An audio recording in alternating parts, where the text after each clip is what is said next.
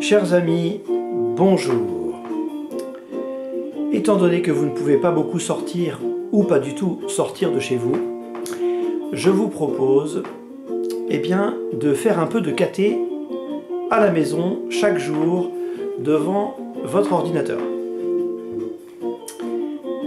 Peut-être entendez-vous la musique qui est dans le fond, et cette musique est la musique d'un site que je vous recommande parce qu'il complète, je crois, assez bien ce que je vais essayer de vous dire jour après jour pendant cette période un peu particulière que nous avons à traverser.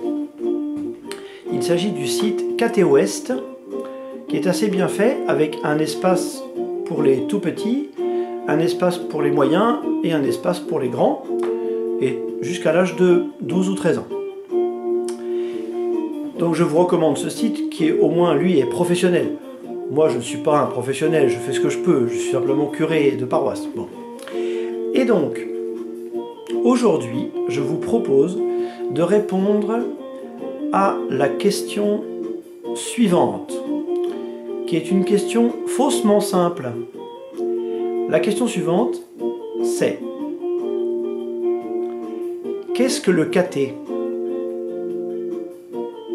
Alors, quand vous entendez cette question, peut-être que vous vous dites: le caté, on sait bien ce que c'est le caté, ça a l'air simple comme ça.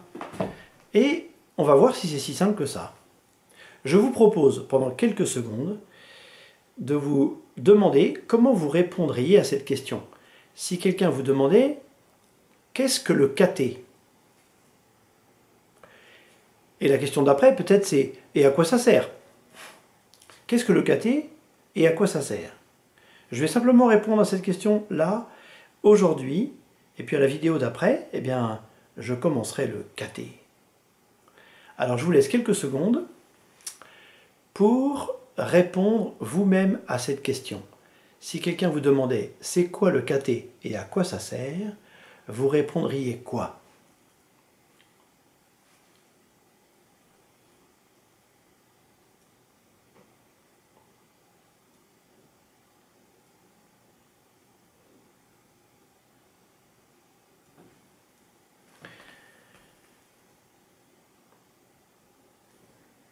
Vous avez répondu? Eh bien maintenant, voici ma réponse. En fait, plutôt que de faire une réponse trop rapide, je préfère une réponse un tout petit peu plus lente et plus précise. Lorsque vous étiez tout petit, vous avez été baptisé. Et puis, quand vous étiez un peu plus grand, vous êtes passé devant une église et vous avez dit à votre maman: « Maman, est-ce qu'on peut entrer dans la maison de Jésus ?» ou des choses comme ça. Et puis vous avez assisté à la messe, vous avez vu des mariages, vous avez vu des confirmations, vous avez vu des professions de foi, vous avez vu un tas de choses qui se sont passées et qui sont en fait, on pourrait dire, des moments où on parle à Dieu et des moments où Dieu nous parle. On fait une certaine expérience de Dieu dans les églises ou dehors, dans des messes scouts ou des messes plus classiques, dans les paroisses. On a vu des communautés religieuses, on voit aussi des moines, des religieuses, un pape, des évêques, des prêtres, enfin bon bref, il y a tout un univers, et tout ça en fait était vécu de plein de manières différentes, mais pas forcément dans l'ordre. Un peu comme une chambre par exemple, dans laquelle il y a plein d'affaires partout, mais qui ne sont pas forcément en ordre.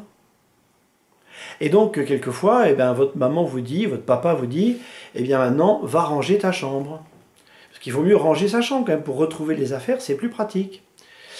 Et donc, le catéchisme, qu'est-ce que c'est?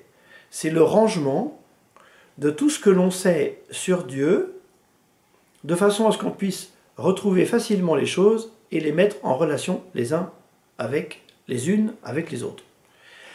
Le catéchisme, la catéchèse, c'est la mise en ordre de ce qu'on vit en fait un peu peut-être en désordre dans notre vie quotidienne. Et par exemple, vous avez déjà fait l'expérience de la prière, vous priez Dieu, qu'est-ce que la prière? Le catéchisme va dire, c'est quoi la prière? On y reviendra. En tous les cas,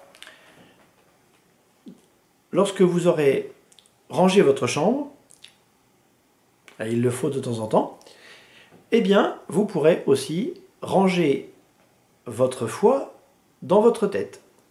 Mettre un peu d'ordre. Vous avez été baptisé, vous avez peut-être fait votre première communion. C'est quoi le rapport entre le baptême et la première communion? On va mettre ça dans l'ordre. Baptême, première communion, confirmation. Et puis après, sacrement du pardon, vous êtes déjà confessé. Sacrement des malades, pour les personnes qui sont malades, et il y en a. Et puis le sacrement de l'ordre pour les prêtres et le sacrement du mariage, voilà, pour les personnes qui se marient quand elles sont adultes. Et donc, tout ça, eh bien, on met de l'ordre dans notre tête pour bien comprendre qui est Jésus, qu'est-ce qu'on appelle Dieu, le Père, le Fils, le Saint-Esprit, tout ça, voilà. Et donc, le caté sert à tout ça. Enfin, pas seulement à mettre de l'ordre. Parce que le catéchisme, en fait, et je termine par là, a pour but de nous mettre en communion avec Jésus.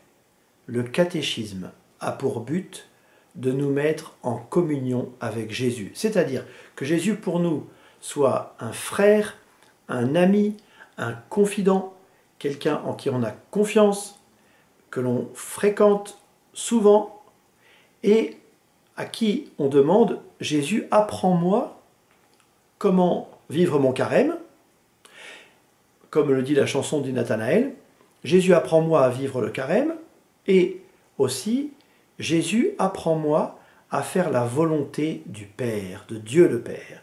Parce que je suis sûr que si je fais la volonté du Père, alors je serai sauvé dans la vie éternelle après ma mort. Voilà. Donc c'est beau, et c'est la communion avec Jésus. Et c'est pour ça que, par exemple, le sacrement de la communion, la première communion, ou la première décommunion est très importante, parce que c'est le moment où, après avoir fait au moins 2 ans de caté, eh bien, on a une communion avec l'hostie, une communion précise, concrète avec Jésus. Mais on pourra aussi avoir une communion spirituelle. On en parle beaucoup en ce moment, je ne sais pas si vous avez entendu vos parents parler de ça. En tous les cas, on en entendra parler et je vais vous expliquer ce que c'est aussi que la communion spirituelle.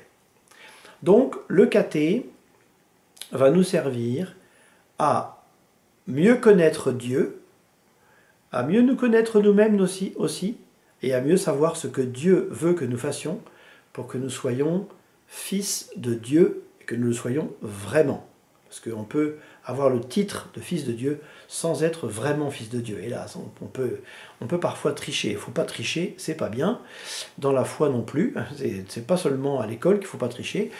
C'est aussi dans la vie qu'il ne faut pas tricher. Voilà. Et dans la foi non plus. Donc, voilà ce qu'est le caté. Enfin, ça c'est la réponse un peu compliquée et un peu plus précise peut-être que je vous donne sur c'est quoi le caté. Je vous propose, pour terminer cette vidéo, d'apprendre par cœur une petite phrase très simple que vous pourriez redire plusieurs fois en cette période qui est troublée. Un jour, Jésus est apparu à une religieuse qui s'appelait Sainte Faustine, et il lui a dit « Je te demande de faire un tableau qui me représente », enfin il lui a donné des choses précises à dépeindre, et puis il a dit « Tu mettras en bas du tableau, Jésus, j'ai confiance en toi. » Vous voyez, elle l'a écrit en polonais parce qu'elle était polonaise. Hein. Jezu ufam tobie. Jésus, j'ai confiance en toi. Et donc, si vous pouvez de temps en temps dire cette prière avec foi, avec confiance, c'est le cas de le dire. Jésus, j'ai confiance en toi. Il m'arrive d'avoir des difficultés, des peurs, des maladies, des problèmes. Jésus, j'ai confiance en toi. C'est une très belle prière pour en ce moment. Voilà, alors je vous dis donc à la prochaine vidéo. Je ne sais pas si ce sera une par jour ou plusieurs par jour. Vous les répartirez comme vous voudrez. Vous demanderez ça à papa et maman qui sont devenus maintenant vos professeurs à la maison. Bon courage.